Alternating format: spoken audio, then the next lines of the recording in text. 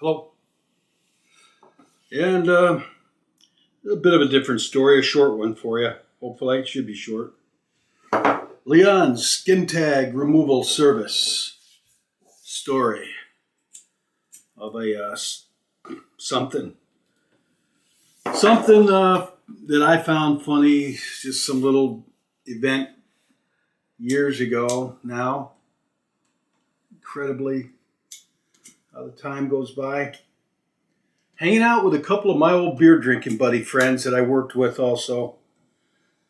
We were quite quite a comedy trio. Uh, really.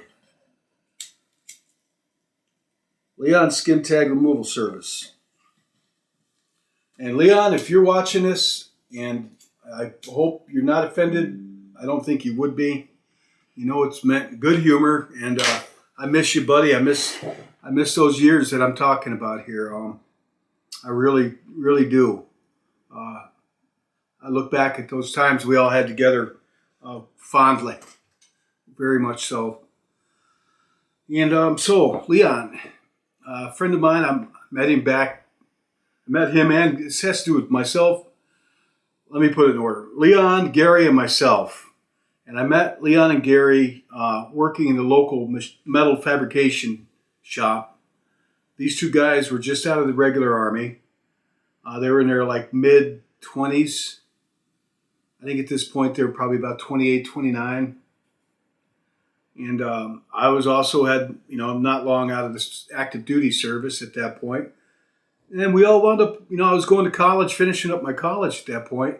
But during the summers, that summer I was working full time at this metal shop, and Leon and Gary were welders, and I was a grinder and a sandblaster. Dirty work for all three of us, hard work. Pay was decent. We had a few things in common. We had the army, all three of us, recent, and we all liked beer quite a bit. And yeah, where am I going with this? Sorry. Well, we'd hang around. I'll tell you something, what type of people these were. You may come away from this video with a whole different perspective of me. I was in the Army, a grunt and a tanker, and then I worked a lot of machine and factory jobs, worked at a mine. I was around a lot of guys, working class guys, and so I was joked around like that. Drank our beer and palled around a lot, and wasn't doing any drugs or doing anything bad, really. And when we drank beer, we walked. We didn't drive, as I recall, not at all. We walked if we went anywhere, and we'd usually hang out at one of the other's house, or we'd be at a bar. This town doesn't even have bars anymore. Back then they had 3. I'm just drinking some nondescript beer. No tea tonight or doily. This is not a intellectual or spiritual kind of chat. It's just a spot in time that I found funny. I still do. It's pretty rough.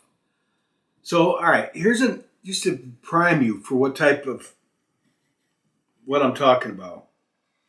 When I say I was a sandblaster at this place, that is to say, these guys would weld these giant, like 4,000 pound metal structures together. And, I would go out back right behind the place, and I'd put on this full spacesuit.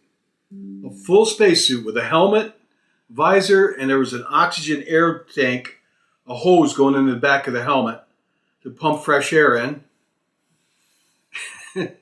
The full spacesuit, boots, gloves, everything. And the hose would go from the back of my helmet into the metal shop, and I'd be out there with this like big fire hose over my shoulder, sandblasting these metal structures, right, in the middle of the summer. Hot day. Well, I'm doing that, doing my job, all by myself back there in this white spacesuit. And the guys, I didn't know this, but when I went in and that air was kind of funky air going into my suit. And the air hose went right in the back of my helmet. Well, I went in there, and these guys and a couple of other people that were witness of and or accessories to this were doubled over in laughter when I walked in. I'm like, what? And they told me they put a dead mouse in the where the air tank would take the air intake, and then the machine would pump the fresh air into the hose into the back of my helmet. They put a dead mouse in there, and they each took turns ripping one in it, as in farting in the thing. The whole time I was out there sandblasting, they were doing stupid stuff like that. I was like, come on, right? I mean, what are you going to do? I laughed it off. Well, that's the type of humor that was going around there. It was a good bunch of guys. Oddly, most of the guys were prior military service in their 20s. And I was in my 30s then at that point.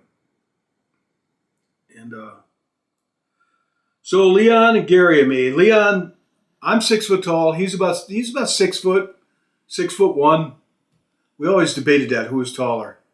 Because he's not bald, I am. So he always looked taller, but he has hair. Guy had like thick black hair, and big burly guy. Reminded me of Brutus on Popeye. Acted like Brutus on Popeye sometimes still. He could be a tough guy, Leon. He didn't pick on people. He had a good, strong, I would say has. I keep up with him from time to time. He moved out of state, and Gary disappeared a long time ago. I don't know what happened to him. Nobody could find him. I can't, neither can Leon, so I do keep up with Leon from time to time. Good sense of justice, an honest person, worked hard, liked his beers and his hair band 80s rock, and still does, and NASCAR. Served in the Army 6 years. I don't know. Married, divorced. And at that time, he was getting back on his feet, coming out of active duty, and he'd stay in my house off and on. So I drew these cartoons of him because I've always been creative and I've had a sense of humor. So I drew these cartoons of him, crashed out on my couch as I remember him. I drew these back then, not long after the fact. Here's one that honestly is a dead ringer for him back then. And that's how I remember seeing him. Usually in the mornings, I'd come downstairs and he'd be on the couch. Like, that's what I'd see. Usually. So that's that one. And I drew a couple other ones, and they don't really look like him, but they get the whole idea. Crashed out on the couch, kind of slacking, chilling out. I'll put those on off and on here. Gary was a shorter guy, about maybe 5'9". A good guy, honest, always spiritually trying to seek the truth. He could have a big mouth. He could be a loud mouth. There's no doubt about it. And he could get on your nerves, and he could be offensive. Sometimes he could be offensive. And I'm surprised I never tangled with him, but I didn't. And my friend Leon did a few times. But we all stayed friends. And we'd be trooping off to the bar together on a Friday night, Gary would always get beat up because he liked to fight, but he couldn't fight. And Leon and I weren't scrappers, but only if we had to. But that's how it was back then. I know it sounds rough. That's how the bars can be sometimes. And I haven't been to a bar in ages. Well, I did in France. It's quite different. So one night, all right, the three of us were sitting at the table. I think it was at my place. We were drinking beers. We were kind of bored. And the topic of skin tags came up. I've got a skin tag right there. Good thing I didn't do that then. So Gary says, yeah, I've got this skin tag right here. He shows it on his arm. He said, that's been on there since I was a little kid. And Leon says, "Oh yeah." He says, "Where's that?" He goes, "Right here." And he reaches over and he grabbed it and he pinched real hard. And I'm like, kind of surprised. I'm like, huh? Leon pinches real hard and Gary goes, "Ah!" And then he twists real hard and then he pulled it. And he says, "Got it." And tossed it. And Gary's like, "Ah!" He says, "Why'd you do that?" He says, "What are you complaining about?" He says, "I fixed your skin tag, didn't I?" He gave him like some toilet paper, said, "Here, cover that up." He's like, "Ow, ow, man." I just remember that. I don't know why, I still think of that. That memory bubbled up last week and I started laughing about it in my car. And I really revisit things like that and I get laughter over things. I remember things like that in my 20s and that I still laugh about in the Army. So a lot of people won't find any humor in that, and I don't know how well I recreated the event. Sitting there, bored, casually drinking beer, talking about skin tags. Gary says he has one. Leon says, "Oh yeah." He says, "Where's that?"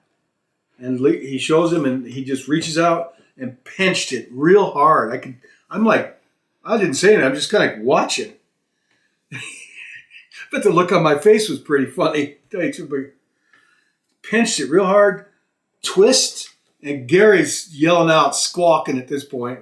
Twists it real hard, pinching it, and then jerks up like that. And he says, "Got it." And then tosses it. Guy's arm is bleeding a little bit. He says, "I fix it for you. What are you complaining about? You don't have a skin tag anymore." Oh my God. I've got a lot of stories with this kind of slapstick kind of humor, a lot of stories from my teen years. I would like to say up to present, but man, I'm so alone lately. I mean, I look back at these times when I used to have company, we used to run around, have a lot of fun together, my friends and I. Man, I miss those years. I really miss the camaraderie, the stupidness, and the laughter, and I miss it. And we'd have some deeper conversations. We talk about God and stuff sometimes, all of us, and talk about the Army years and talk about women, girls, the state, politics. It wasn't always. But I miss those guys. I really do. I hope they're all doing well. One of them, Gary, if he's still around on this side of the grave, he's doesn't have that skin tag anymore. Pretty sure. All right, there you have it. You want skin? I can contact Leon and tell you where to go if he's okay with it. If you got any skin tags you want removed, bring some Band-Aids.